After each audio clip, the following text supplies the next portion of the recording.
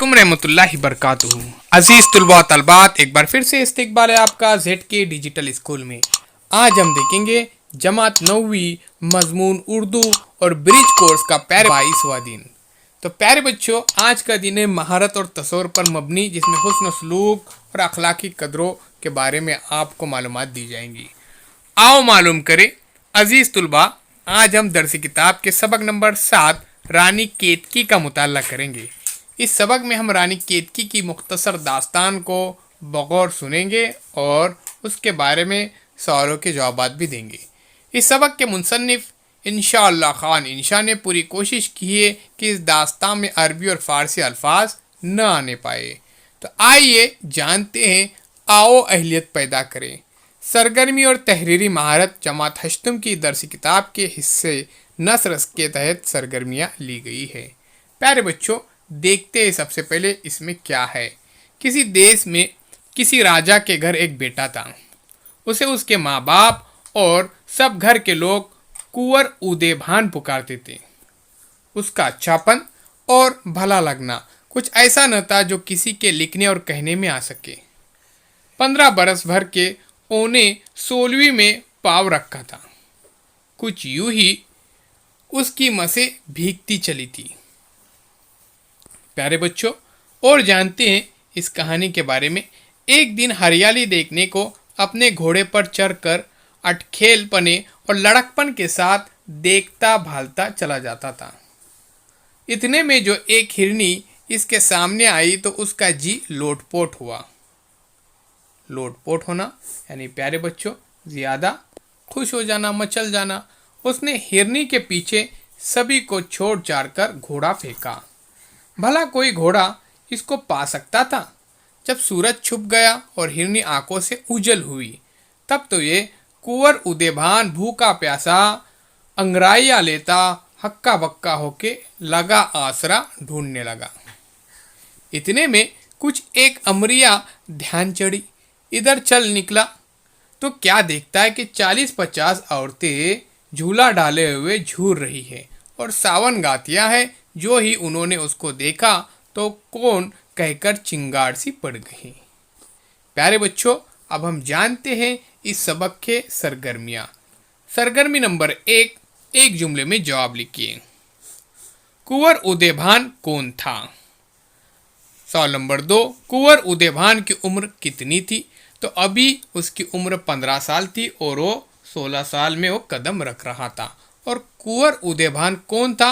तो ये देखिए पहले पैराग्राफ में इसका जवाब है। किसी देश में किसी राजा के घर एक बेटा पैदा हुआ था।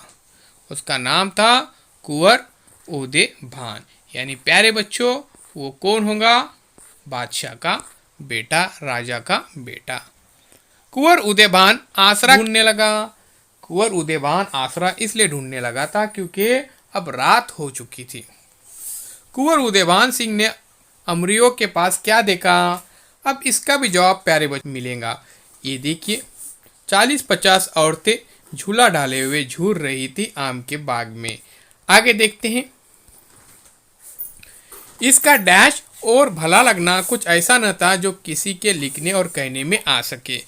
अब यहाँ पर बयानात को मुकम्मल करना है, तो इसके लिए देखिए प्यारे बच्चों, हम यहाँ पे जाते हैं और यहाँ पर पहला पैराग्राफ देखते हैं। इसका अच्छापन, इसमें इसका अच्छापन जवाब आ जाएगा।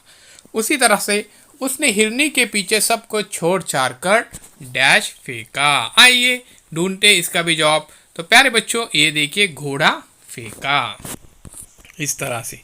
अब देखते यहाँ पर। इतने में कुछ ध्यान चढ़ी। उसके बाद 40-50 झूला डाले हुए झूर रहे हैं। अब देखिए इसका भी जवाब यहाँ पे हम ढूंढते हैं। ये देखिए अमरिया। अब यहाँ पे देखिए 40-50 औरतें, यहाँ पे जवाब आएगा औरतें। ठीक है, आगे देखते हैं। सरगर्मी नंबर 3, दर्ज झेल जुमलों में खत कशीदा अल्फाज की जगह इत्तिबा से मुहावरे तलाश करके लिखिए। हिरनी को देखकर कुंवर उदेभान बहुत खुश हो गया।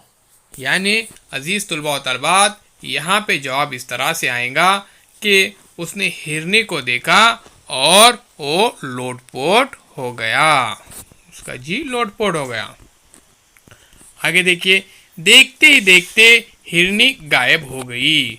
तो इसका भी जवाब हम यहाँ पे ढूंढते हैं प्यारे बच्चों। ये देखिए, देखते ही देखते, ये देखिए, हिरनी आंखों से उजल हुई, हिरनी आंखों से उजल हुई, इस तरह से।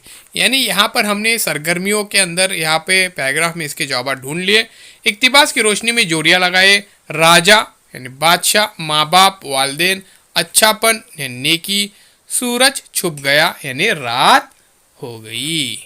आइए आगे देखते हैं। सरगर्मी नंबर 5, जाति राय। कुंवर उदयभान सिंह का हुलिया अपने लफ्जों में लिखिए। तो प्यारे बच्चों, कुंवर उदयभान सिंह का हुलिया अपने लफ्जों में लिखिए। इसका पैराग्राफ में से आपको जवाब तलाश करना है और लिखना है।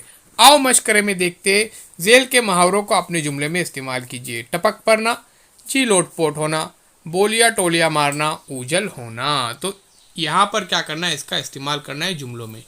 आओ तखयलाती बने में चैलेंज। जेल के अल्फाज के लिए इक्तिबास में इस्तेमाल किए हुए अल्फाज तलाश करके लिखिए। मस्तानापन, शम्स। तो प्यारे बच्चों, आपको क्या करना है, इक्तिबास के अंदर इसके कुछ अल्फाज आए हुए हैं। मस्तानापन यानी प्यारे बच्चों यहाँ पे मिजाज के ताल्लुक से, और शम्स यानी सूरज होता है। ठीक है, तो आइए प्यारे बच्चों, चैनल को सब्सक्राइब करते, बेल आइकॉन के बटन को भी प्रेस कीजिए, लाइक कीजिए, शेयर कीजिए, कमेंट्स बॉक्स में अपने कमेंट्स ज़रूर दीजिए। जेड के digital school Android app play store में से डाउनलोड कीजिए, बिल्कुल फ्री ऐप है।